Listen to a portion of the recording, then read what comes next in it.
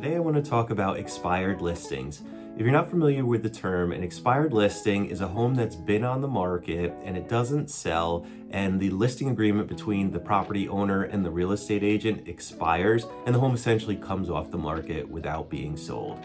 So over the years, unfortunately, we've worked with a lot of people who were in a situation where their listing expired.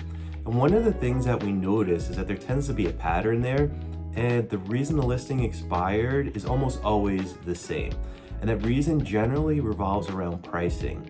So sometimes that means that the listing price was just too high from the get-go, and there wasn't a plan in place to adjust that market price to fit the market conditions.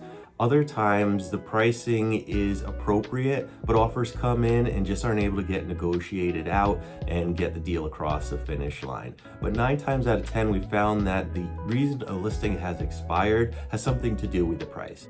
So the good news is that if a home hasn't sold because of price, there is a remedy for that. So if you happen to be in a situation where you had your home on the market and it expired, here's what we'd recommend.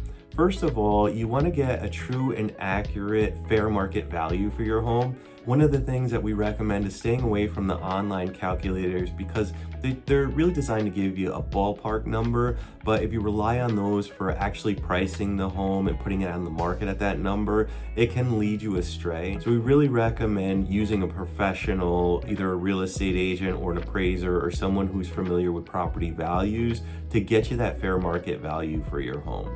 So that's step 1, is getting the actual number for your home. Step number 2 is getting a professional to assess the listing itself.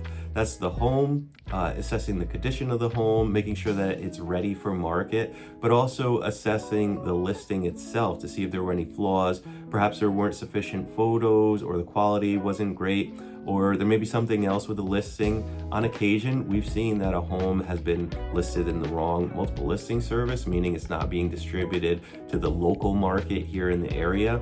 So getting an assessment of that listing and the home itself is a good idea to see if there's any other red flags.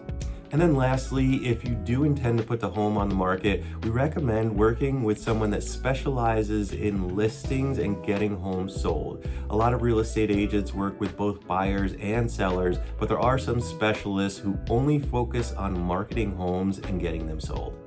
So if you had your home on the market and it expired and you're feeling a little frustrated, there is light at the end of the tunnel. We can actually help you out with a free market analysis to help you determine what that fair market value is for your home and a strategy for getting it sold. All you have to do is click the link below and we'll get you started with your free market analysis. Thanks so much, and we'll see you in the next video.